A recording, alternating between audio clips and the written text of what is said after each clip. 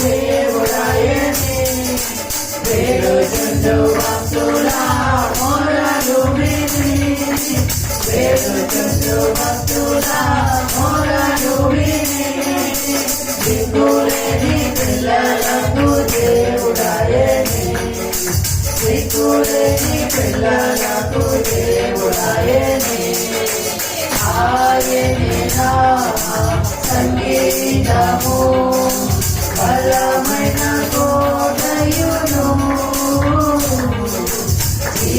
శివాధిపతియు ఆయనే జీవిత కాలమెల్లా స్తుతించెదను శివాధిపతియు ఆయనే జీవిత కాలమెల్లా స్తుతించెదను ఆయనే నా సంగీతము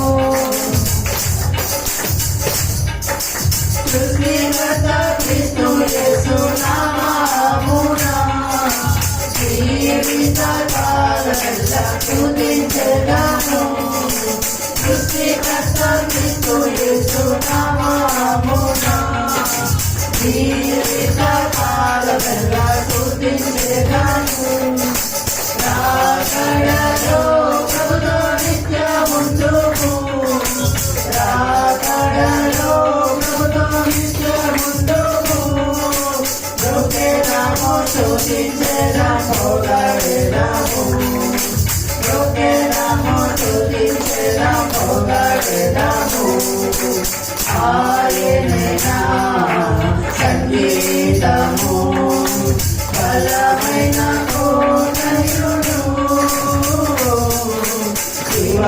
శివాధిపతియు ఆయనే జీవిత కాలమెల్లా స్తుతించెదను శివాధిపతియు ఆయనే జీవిత కాలమెల్లా స్తుతించెదను ఆయనే నా సంగీతము.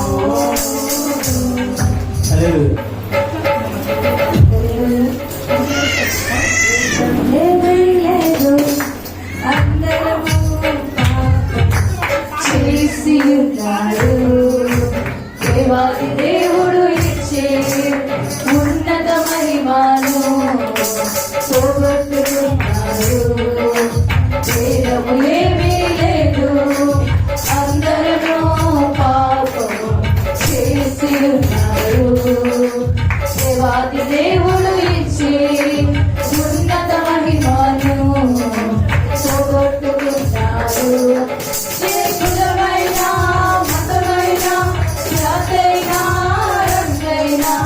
దేవుని దృష్టిలో అందరూ పాపులే ఏ కులమైన మతమైన జాతైన రంగైన దేవుని దృష్టిలో అందరూ పాపులే భేదము ఏమీ లేదు అందరూ పాపము చేసి ఉన్నారు దేవాది దేవుడు ఇచ్చే ఉన్నత మహిమను పోగొట్టుకున్నారు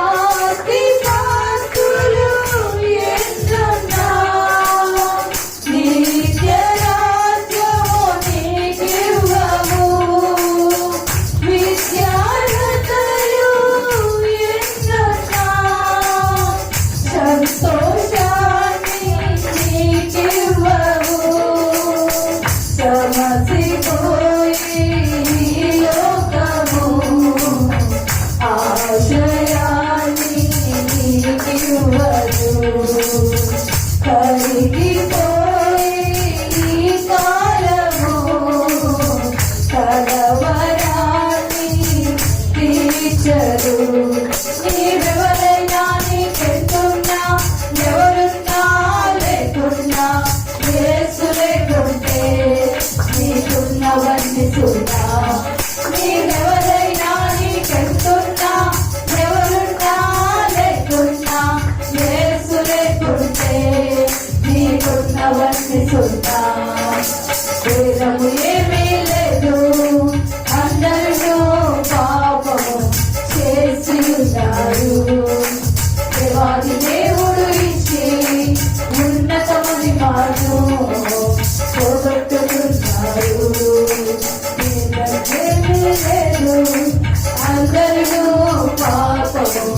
చేసి ఉన్నారు. దేవాది దేవుడు ఇచ్చే ఉన్నత మహిమను పోగొట్టుకున్నాడు. పుణ్యకార్యాలు చేసిన పవిత్రత నీకు రాదుగా. తీర్థయాత్రలు తిరిగినా కరగదు నీ పాపము. వీడిన పరిశుద్ధుడేసు రక్తము కాచెను కలువరిలో. కోరి కోరి నిన్ను పిలిచెను, పరమరాజ్యము నీకివ్వగా. నీ స్థితి ఏదైనా, గతి ఏదైనా, వృత్తి ఏదైనా, వృత్తి ఏదైనా, కలవరి నాదుడే రక్షణ మార్గము. నీ స్థితి ఏదైనా, గతి ఏదైనా, వృత్తి ఏదైనా, వృత్తి ఏదైనా, కలవరి నాదుడే రక్షణ మార్గము. భేదము ఏమీ లేదు, అందరిలో పాపము చేసి ఉన్నారు. దేవాది దేవుడు ఇచ్చే ఉన్నత మహిమను పోగొట్టుకున్నారు. భేదము ఏమీ లేదు, అందరిలో పాపము చేసి ఉన్నారు. దేవాది దేవుడు ఇచ్చే ఉన్నత మహిమను పోగొట్టుకున్నారు. ఏ కులమైనా, మతమైనా, జాతైనా, రంగైనా, దేవుని దృష్టిలో అందరూ పాపులే. ఏ కులమైనా, మతమైనా, జాతైనా, రంగైనా, దేవుని దృష్టిలో అందరూ పాపులే. భేదము ఏమీ లేదు, అందరిలో పాపము చేసి ఉన్నారు. దేవాది దేవుడు ఇచ్చే ఉన్నత మహిమను పోగొట్టుకున్నారు. హల్లెలూయా, హల్లెలూయా. రాజాది రాజు మహిమాన్వితుడై మేఘవాహనుడై వచ్చుచున్నాడు. రాజాది రాజు మహిమాన్వితుడై మేఘవాహనుడై వచ్చుచున్నాడు. ప్రణాప్రియుని సదాముఖము తేజోమయుని చూడముగా.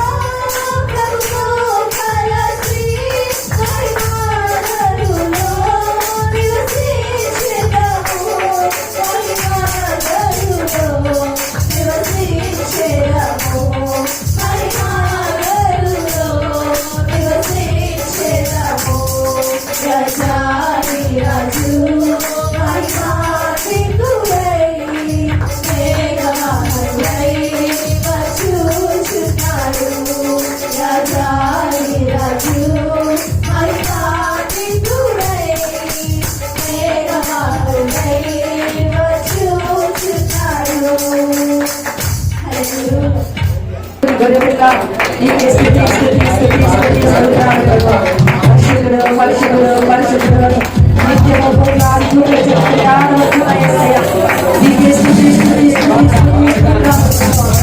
ఇశ్రాయేలుకి స్తోత్రాలు దాసుడైన వాడా మా దీన స్తుతులను ఆశీర్వదించు.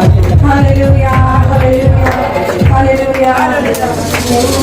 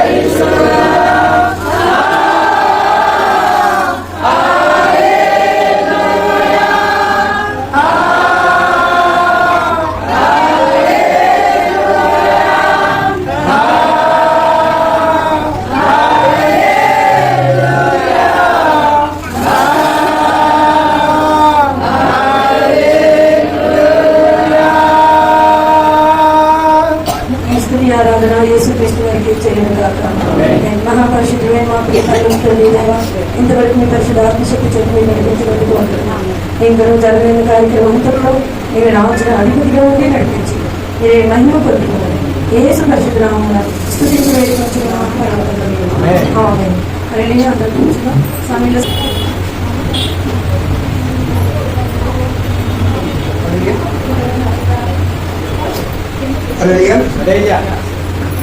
స్తోత్ర మహాపరిశుద్ధ తండ్రి నాయన ప్రభా ఏసీ నాయన నీకు వందనాలు, నీకు స్తుతులు, నీకు స్తోత్రాలు తండ్రి నాయన ప్రభా.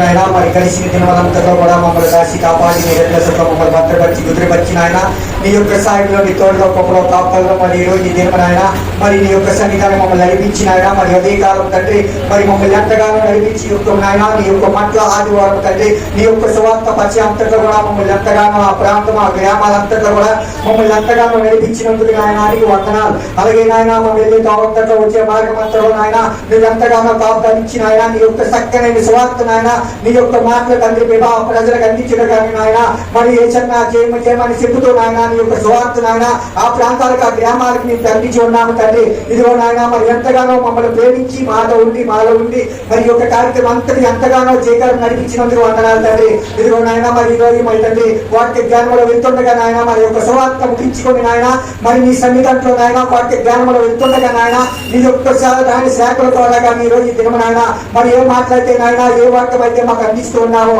ఆ వాక్యం ద్వారా ఇంకా మేము బలపడేలాగా ఇంకా అనేక నాయన తెలుసుకునేలాగా మరి నీ శుద్ధించే బిడ్డలుగా ఆరాధించే బిడ్డలుగా నీ స్వార్థ ప్రకటించే బిడ్డలుగా నీ పనిముట్లుగా నాయన మమ్మల్ని ఉంచి మరింతగా ముందుకు నడిపించి నాయన అలాగే నాయన నీ సేవకులతో నాయన నీ యొక్క శక్తిని వాక్యాన్ని నాయన ముందుకు నడిపించి నాయన నీ బిడ్డ ద్వారా మరి యొక్క నాయన ఈ యొక్క స్వార్థ నాయన ఈ యొక్క ఆరాధన నాయన మరి ప్రార్థనలో ముందు నడిపించినందుకు నాయన మరి వాక్య జ్ఞానంలో వెళ్తుండగా నీ సేవకులతో మాట్లాడమని ఏ స్థితికి స్నామలు శుద్ధించి ప్రార్థిస్తున్నాం పరమ తండ్రి.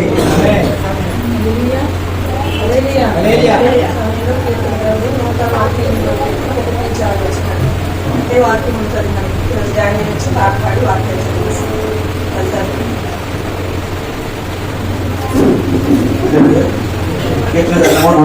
వచ్చాము 1 నుంచి 6 వచనాలు పేజ్ నెంబర్ 529.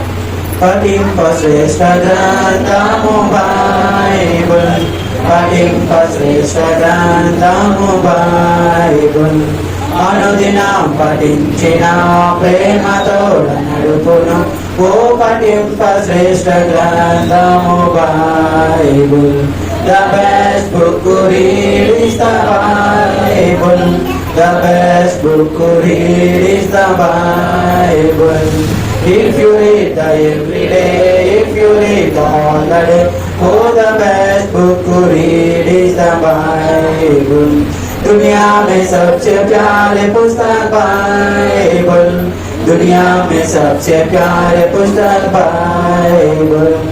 आने दिनों से पढ़ने से प्रेम से सलाएगा ओ दुनिया में सबसे प्यारे पुस्तक बाइबल. हालेलुया. కీర్తన గ్రంథము 148వ అధ్యాయము పేజీ నంబర్ 529. యెహోవాను స్తుతించుడి ఆకాశవాసులారా, యెహోవాను స్తుతించుడి ఉన్నత స్థలముల నివాసులారా, ఆయనను స్తుతించుడి. ఆయన దూతలారా మీరందరూ ఆయనను స్తుతించుడి. ఆయన సైన్యములారా మీరందరూ ఆయనను స్తుతించుడి. సూర్య చంద్రులారా ఆయనను స్తుతించుడి. కాంతి గల నక్షత్రములారా మీ అందరూ ఆయనను స్తుతించుడి. పరమాకాశములారా ఆకాశం పైన జనములారా ఆయనను స్తుతించుడి. యెహోవా ఆజ్ఞగా అవి పుట్టెను, అవి యెహోవా నామమును స్తుతించును గాక. ఆయన వాటిని నిత్య స్థాయిలుగా కలిసి స్థిరపరిచి ఉన్నాడు. ఆయన వాటికి కట్టడ నియమించెను, ఏది దాన్ని అతిక్రమింపదు. ఈ లేఖన భావం దేవుడు ఇచ్చింది. మనం చూసిన వాక్యంలో చూస్తే 148వ కీర్తనలో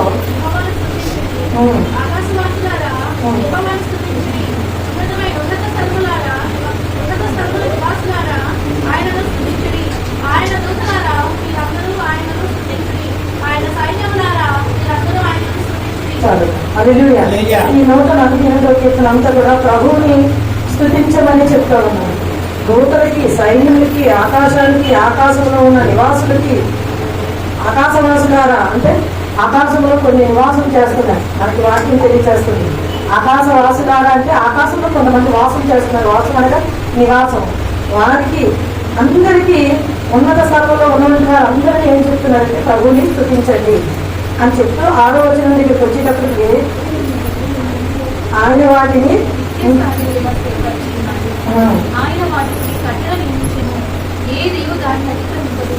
హల్లెలూయా. దేవుడు ఈ సృష్టిలో ఒక నిత్య స్థాయిగా అంటే సూర్యుడు, చంద్రుడు ఇవన్నీ కూడా నిత్యము అవి దేవుని మాటలు పట్టుకుని అవి ఆ నిత్య స్థాయిగా ఇంకా అలా ఉండడానికి దేవుడు వాటిని స్థిరపరిచారు. అది ఏది కూడా కట్టడ తప్పలేదంట. హల్లెలూయా. దేవుడు వాటికి ఒక ఆజ్ఞ ఇచ్చినప్పుడు ఆ ఆజ్ఞను అది తప్పలేదన్నమాట. సముద్రం చూడండి, అక్కడ వరకు వస్తుంది, అక్కడ వరకు ఎంతో ముందుకు వస్తుంది. అక్కడ పునాది వేశాడు సముద్రానికి దేవుడు, హద్దులు వేశాడు. ఆ హద్దులను చూసుకుని మళ్ళా దానికి వెళ్ళిపోతూ ఉంటుంది. లేదు నా హద్దు నేను మించిపోతానంటే ఈ భూమి మీదకి దాని ప్రళయం వేరేగా ఉంటుంది. అంటే దేవుడు వేసిన కట్టడికి, దేవుడు వేసిన పునాదికి సృష్టి యావత్తు కూడా లోబడుతుంది. హల్లెలూయా. కానీ మనుషులమైన మనమే దేవుని మాటకి లోబడలేకపోతా ఉన్నాం. దేవుని మాటను మనం తీసుకోలేకపోతా ఉన్నాం. దేవుని మాటని మనం పట్టుకొని ఇది దేవుడు కదా నడిపించాడు కదా అని మనం ఆజ్ఞ పట్టుకొని నడవలేకపోతా ఉన్నాం. దానికి దేవుడు ఎంతగానో బాధపడతా ఉన్నాడు. ఈనాటికి ఆయన బాధపడుతూనే ఉన్నాడు. కనుక దేవుని మాటలు మనం వినేవాడిగా ఉండాలి ఎప్పుడు కూడా. సృష్టి అంతా కూడా ఆయన మాటకి లోబడి ఆయన ఆజ్ఞను శిరసావహిస్తూ ఆయన చిత్తాన్ని నెరవేరుస్తూ ఉన్నాయి. కాలాలు, సమయాలు ఆయన స్వాధీనంలో ఉండి ఒక్కొక్క సమయంలో భక్తుల ప్రార్థనలు దేవుడు ఆలకించి సృష్టిగా ఆజ్ఞాపించినప్పుడు అప్పుడు అది మారే. ఎప్పుడు అంటే హిజ్కియాకి మరణకరమైన వ్యాధి వచ్చినప్పుడు 15 మెట్లు వెనక్కి వెళ్ళమని సూర్యుడికి ఆజ్ఞాపించినప్పుడు అది సూర్యుడు అప్పుడు వెనక్కి వెళ్ళాడు. అలాగే యెహోషువ యుద్ధం చేసినప్పుడు దేవుని నామం యెహోషువ ఆజ్ఞాపించినప్పుడు అప్పుడు సూర్యుడు అస్తమించలేదట, చంద్రుడు ఉదయించలేదంట. అంటే దేవుని మాటకి అవి తూచా తప్పకుండా లోబడుతూ ఉన్నాయన్నమాట. దేవుని ప్రజలమైన మనము కూడా ఆయన మాటకి లోబడాలి. ఆయన మాటకి ఏది ఏమైనా పర్వాలేదు. దేవుడు ఉన్నంత వరకు మనం భయపడినట్టు మన ప్రభువు మనతో ఉంటారు. ఏమున్నా ఏమి లేకపోయినా ఏదైనా దేవుని చిత్తం అనుకుని మనం ముందుకు వెళ్ళిపోవాలి. ఆయన ఉన్నాడని నమ్మాలి. నీవే నమ్మకపోతే ఇంకెవరు నమ్ముతారు? అన్ని దేవుడు ఏమి నమ్ముతారు? ప్రభువు నమ్మిన నీవు దేవుడు నా పక్షాన ఉన్నాడు, నాకు విజయాలు ఇస్తాడు. ఆయన సజీవుడు, ఆయన జీవం కలిగిన దేవుడు, ఆయన నాతో ఉన్నాడు, నాలో ఉన్నాడు. నాకు చెప్పిన మాట ఆయన ఎన్నడూ తోచాటప్పుడు ఆయన ఏదో ఒక దినాలు నాకు జయిస్తాడు అనుకుని నువ్వు ముందుకు వెళ్ళకుండా ఎప్పుడవుతుందో ఎంతో అనుకుని నువ్వు వెనకడుగు వేసేస్తే దేవుని నమ్మిన బిడ్డకి నీకే అవిశ్వాసం ఉంటే నువ్వు ఇతరులకి దేవునికి సాక్షిగా ఏమని నిలబడగలవు? ఇతరులకి నువ్వు నీలో ఉన్న ప్రభుని ఎలా చూపించగలవు? అందుకే పౌలు గారు అంటే క్రియలేని విశ్వాసము మృతము. క్రియలతో కూడి ఉండాలి మన విశ్వాసం. క్రియ అనగా పనితో ఉన్నప్పుడు ఆ విశ్వాసం మనకి ఏం చేస్తుందంటే అది జీవం. క్రియ లేకపోతే నాకు ఇంత విశ్వాసం, దేవుడు గొప్పవాడు, పరిశుద్ధుడు, నీతిమంతుడు ఎన్నైనా చెప్పేస్తాం మనం, ఎన్నైనా చెప్పగలం. కానీ దాన్ని క్రియలతో పాటించి చూపించాలి. అప్పుడు దానిపైకి జీవం వస్తుంది. ఆ జీవం నీలో ప్రవేశిస్తూ ఉంటుంది. హల్లెలూయా, హల్లెలూయా. ఆ మృతమంత అంటే మృతము అంటే చచ్చినది అని అర్థం. చచ్చినది అని అర్థం. దాంట్లో జీవం లేదని అర్థం. క్రియలేని విశ్వాసం. ఇంకా మన విశ్వాసం ఎలా ఉండాలంటే క్రియలతో కూడినట్టుగా ఉండాలి. యేసుక్రీస్తు వారు గత వారం మనం ధ్యానించాం. మళ్ళీ అదే వాక్యాన్ని ధ్యానించారు. చూడండి, మార్కు సువార్త 11వ అధ్యాయము.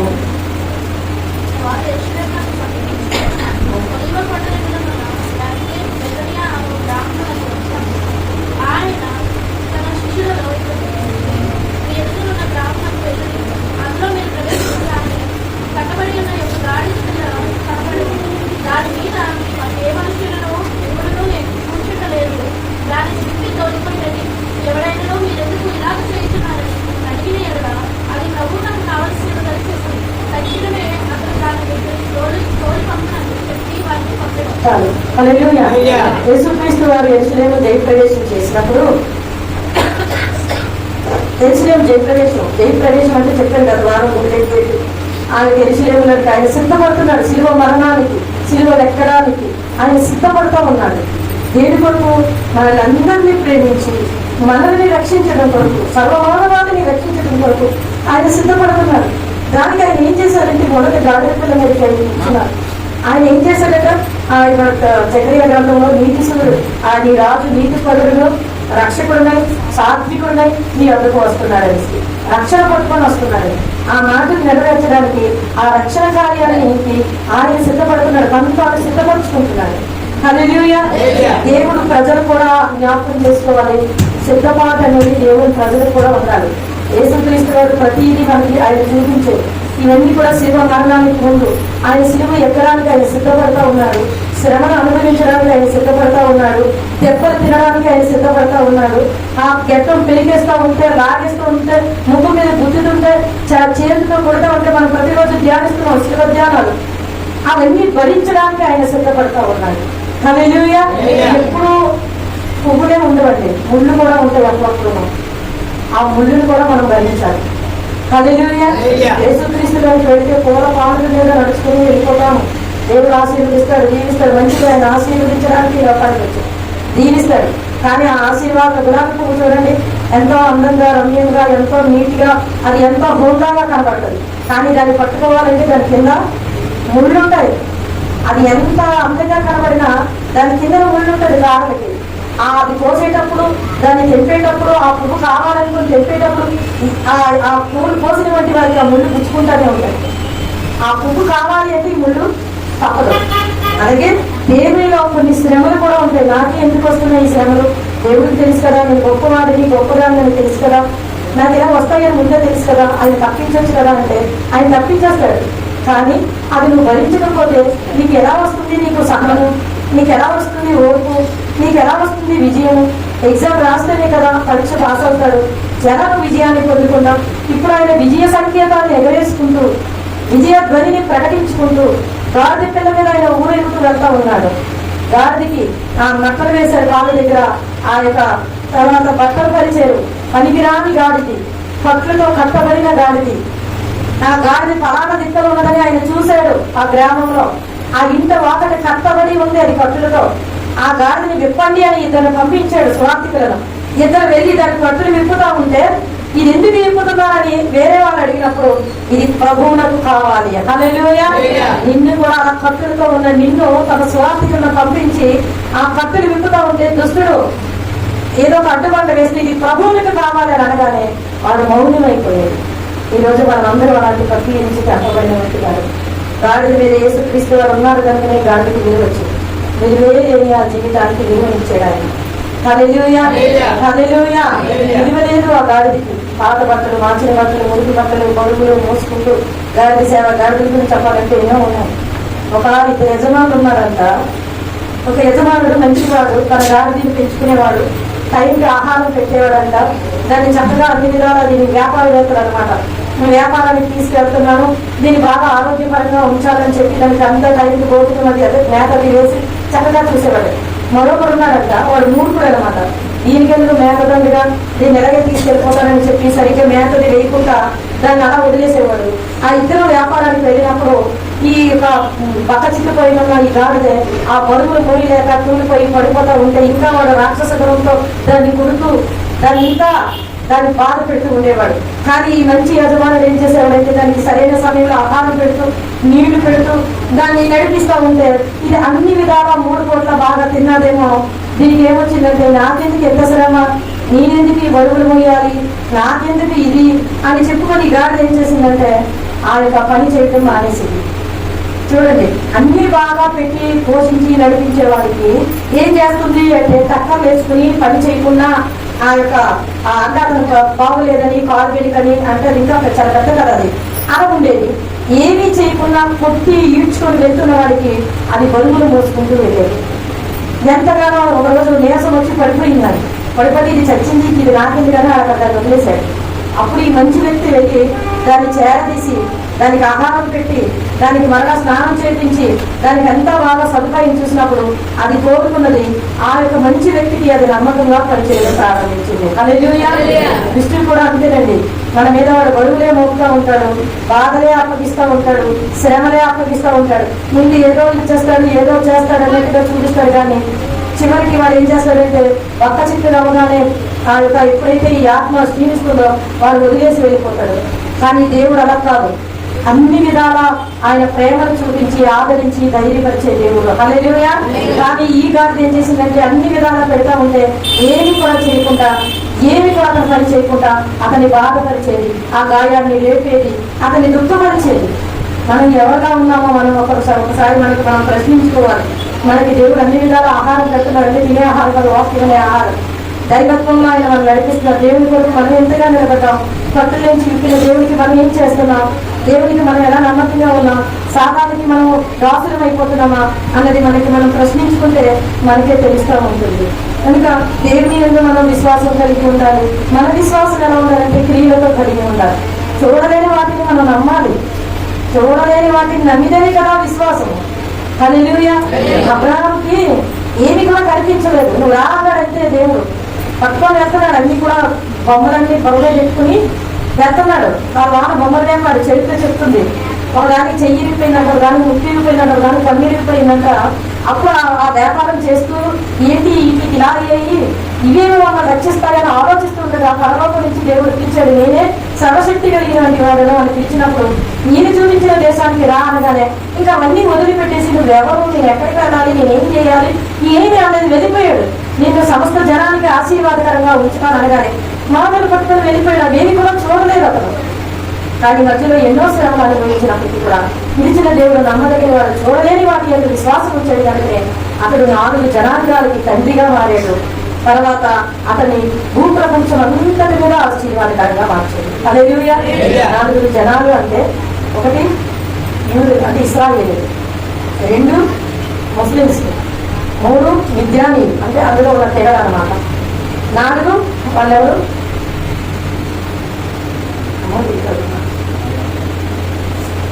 ఎక్కువ సంతానంలో 2 వాళ్ళు. మొదటి సంతానం మిద్యానీయులు, మరొక సంతానం అదే 6 సంతానంలో ఉన్నటువంటి ఇస్మాయిల్. కానీ మధ్యలో ఎక్కువగా మధ్యలో పాకిస్తాన్, ఆఫ్ఘనిస్తాన్ 4 సంతానానికి అతను మూల పురుషుడు. ఈ 4కి అతను కలిగయ్యాడు. వాళ్ళే ఈ భూ ప్రపంచాన్ని అంతటినీ కూడా పరిపాలన చేస్తాము. అంటే మనం కాదా అంటే మనం కూడా అందులోకి వచ్చిన వాళ్ళు. హల్లెలూయా. అవన్నీ లెక్కలేదు. అలాగే దేవుడు అతన్ని ఆశీర్వదించాడు. చూడలేని వాళ్ళకి నమ్మిక ఇచ్చాడు. వెంటనే ఆ నమ్మకాన్ని పెట్టి అతని విశ్వాసాన్ని పెట్టి దేవుడు అతన్ని ఆశీర్వదించాడు. మన ప్రభు కూడా మనకి ఆశీర్వదించడానికి ఆయన మనకి ఇచ్చాడు. అయితే నిత్యత్వానికి ఆయన మనల్ని వారసులుగా చేస్తాం. దేవుని యందు మనం విశ్వాసంతో ఉండాలి. క్రియ లేని విశ్వాసం మృతము. క్రియలు అవసరం లేదు, క్రియలు ఉండాలి. క్రియ లేకపోతే అది మృతము. పర్వాలేదు, ఎంత అనారోగ్యమైన దేవుడు నిలబడే శక్తిని ఇస్తే చాలు, నిలబడతాం. నడవనే శక్తిని ఇస్తే నడుస్తాం, మాట్లాడే శక్తిని ఇస్తే మాట్లాడతాం. దేవుడు ఇచ్చేంత వరకు దేవుడి కొరకు నిలబడతాం. హల్లెలూయా. దేవుడి కొరకు విశ్వాసంతో కలిగి, దేవుని యందు మన నిరీక్షణ కలిగి, మన విశ్వాసం క్రియలతో కూడా విశ్వాసంతో మనం వెళ్ళినప్పుడు దేవుడు ఖచ్చితంగా మనల్ని దీవించి ఆశీర్వదిస్తారు. అబ్రహామును ఆశీర్వదించిన దేవుడు నిన్ను నన్ను కూడా ఆశీర్వదించి బహుతరాలకి ఆయన ఆశీర్వాదకరంగా నిన్ను, నీ కుటుంబాన్ని, నన్ను, నా కుటుంబాన్ని అందరినీ ఆశీర్వాదకరంగా నిలబడతారు. ఎప్పుడు కూడా దేవుని హృదయంలో ప్రతిష్ఠించుకొని ఆ ప్రతిష్టకు నిలబడి ఆ మాటలు నిలబడినప్పుడు అన్ని విషయాలు మనకి దీవించి ఆశీర్వదిస్తారు. ఏది కూడా మాట తప్పలేక ఈ సృష్టి అంతా కూడా ఆజ్ఞ తప్పకుంటారు, కట్టలు తప్పకుంటారు. దేవుని మాటను చేసా వర్తించేది. వాటిని చూసి మనం నేర్చుకున్నప్పుడు ఖచ్చితంగా దేవుడు మనం దీవించి ఆశీర్వదిస్తారు. అలా చేసి ప్రవేశించి ఆశీర్వాదాలు పెట్టుకున్నాం. పెద్ద మాటలు దేవుడు దీవించుకున్నాం. మహాపరిశుద్ధమైన దేవ ఎంతవరకు మీ పరిశుద్ధానికి శక్తి చేతని కల్పించినప్పుడు ఎంతవరకు వాక్యం కల్పించి మాట్లాడిన సమస్తమే ఎవరికి మాట్లాడారు వాక్యం సహాయం చేసి ఈ యొక్క సమయం ద్వారా సమస్త ఈ వాక్యం ద్వారా నేను మహిమ తీసుకొని ఏసు పరిశుద్ధ నామమును స్తుతించి అందరూ లేచిన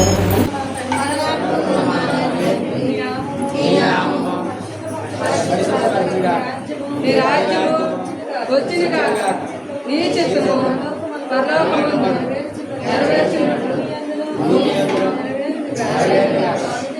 అనుదిన ఆహారము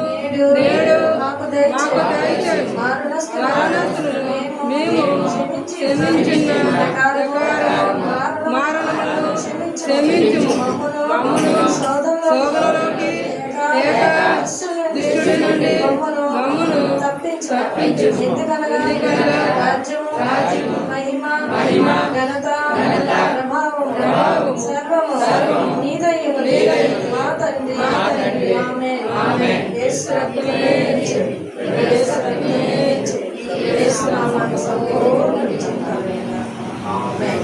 మన తండ్రి అయిన దేవుని ప్రేమ, మన ప్రభువుని రక్షకుడైన యేసు క్రీస్తు వారి కృప, పరిశుద్ధాత్మ యొక్క అన్యోన్య సావాసం సన్నిధి ఇప్పుడును ఎల్లప్పుడూ మనకును సకల పరిశుద్ధులకు ఇశ్రాయేలు జనాంగముకు యెరూషలేము సదాకాలం తోడయుండి నడిపించునుగాక. ఆమేన్. ఆశీర్వాదం గురువామీద